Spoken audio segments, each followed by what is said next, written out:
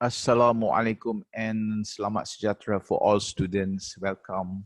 We will discuss about the chemical formulae for ionic compounds. Okay, let's talk about ions. What are ions? Ions are charged particles, charged atom or molecule. So we got charged atom or molecule. We call them ions. So where do ions come from? Okay, ion can be formed by chemical reaction. So I show you one example of a chemical reaction that can produce ions. Let's look at this reaction between magnesium atom and an oxygen atom. So on the left, what we have here is a magnesium atom. As you can see here, this magnesium atom has the electronic arrangement of 282. So I'm going to write down here 282. And oxygen has electron arrangement of 26. Magnesium has 12 protons and 12 electrons. So the total charge, positive charge for magnesium atom is 12 proton and 12 electrons, has a negative 12 charge. So if we find the total or the sum of the charge, we find that it is 0. So meaning a neutral atom. So magnesium atom is neutral. And oxygen has 8 proton against 8 electron. As you can see, the total charge for oxygen is also 0. This is before the reaction. So what happened in this chemical reaction? Let's look at it. What happened here? The behavior of all metals is that they tend to lose electron so that they can achieve the octet configuration. So that's what magnesium will do. It will lose electron. Magnesium and other atoms, metal atoms, do not take electron. Instead, they lose electron. They donate their electron to other particles. So in this case, let's look at the reaction. Magnesium atom and oxygen atom.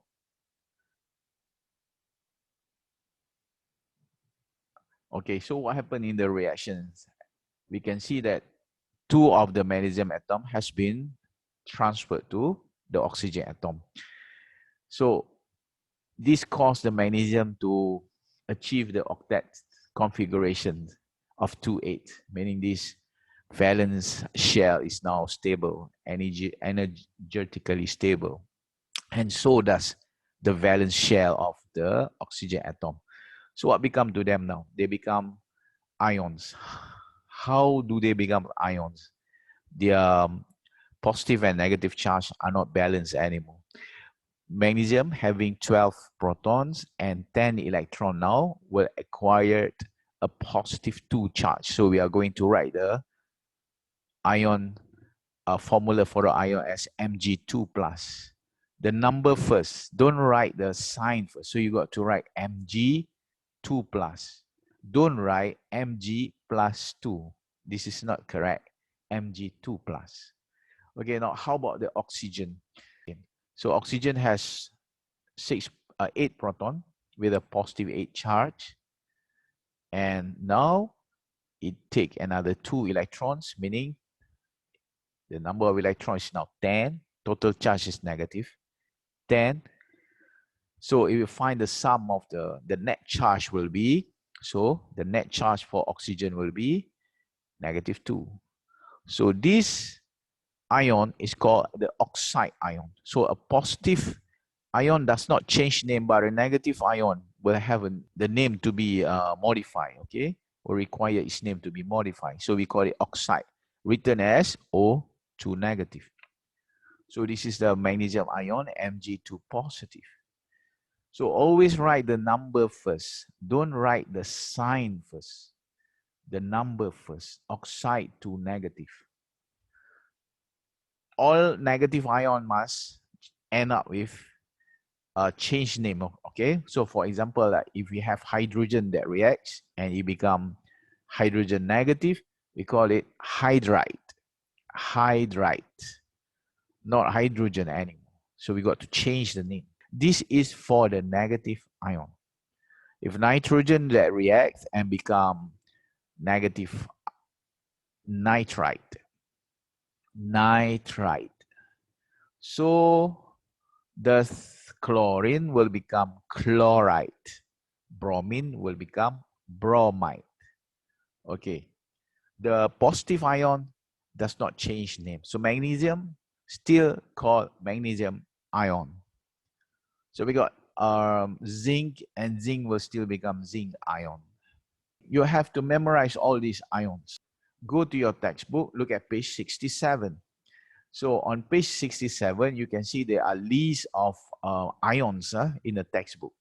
So you have to memorize each and every one of them. If you look at this title above here, we can see it's written there, cation, cation. And this one, anion, and cation. What is that? Okay, so let me explain it. Cation is positive ion, anion is negative ion.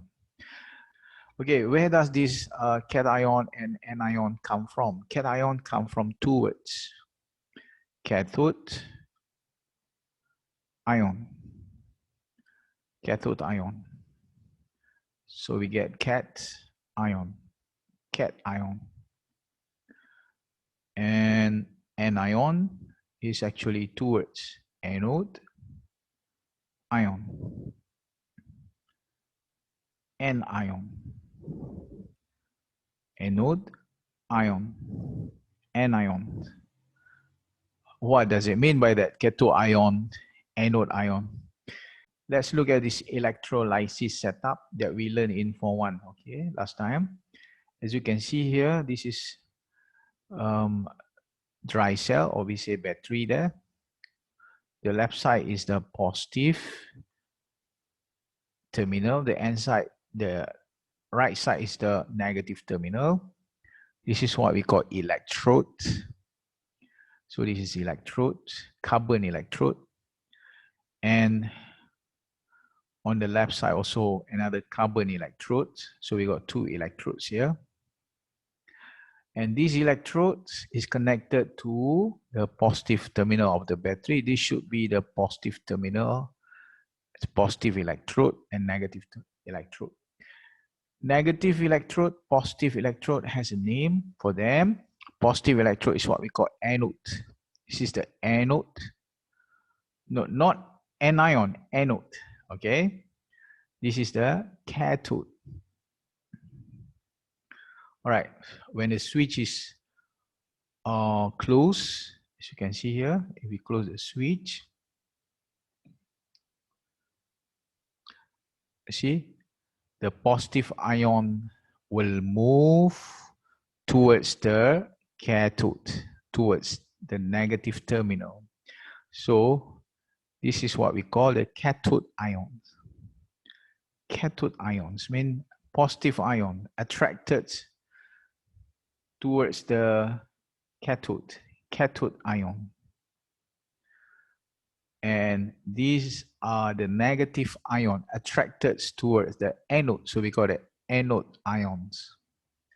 So hence the name, anode ions become anions. So they are negative ions. Cathode ion becomes cation. They are the positive ions.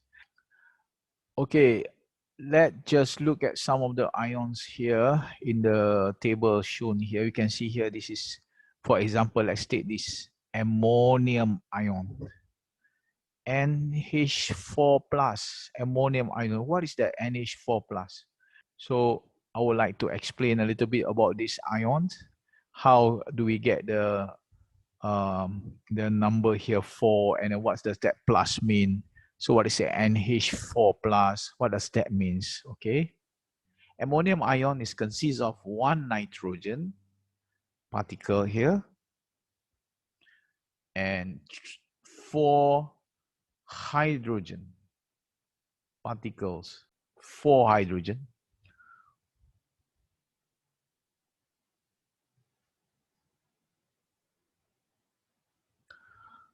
theoretically, hydrogen has a positive 1 charge here. Every single hydrogen particle have a positive 1 charge there. And nitrogen has a negative 3 charge there. If we add up all the charge, it will be a positive 4 for hydrogen. And nitrogen is negative 3. So total charge for this particle is positive 1. It means the whole unit has a positive 1 charge. You see that? So that's why we write the formula as NH4 positive. So this positive does not belongs to hydrogen, but it's the total charge of the ions. So total charge of the ion is positive 1. Okay, let's look at manganate 7. MnO4 negative. There's no number 7. Why does this ion is called manganate 7? So I explain to you. So manganate consists of manganese particle. Manganese particle is Mn, and attached to it are the oxygen particles, 4 of them, and theoretically each oxygen has a negative 2 charge, and the manganese has a positive 7 charge, hence the name manganate 7. So the 7 here is reflected by the name of the ion, manganate 7. Manganate 7. See that? Okay. So if we calculate the total charge for these particles, the negative will be negative 8 and positive 7, all add up to negative 1. Hence, the charge is reflected by this negative symbol. We don't have to write 1 negative.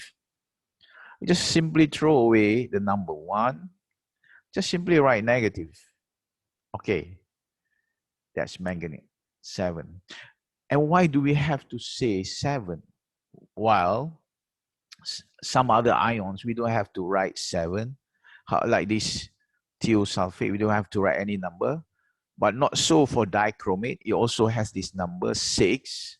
Manganese is a transition metal, where transition metal can produce different oxidation number, different charge. We can have manganese ion that actually has a charge of 2 positive like that.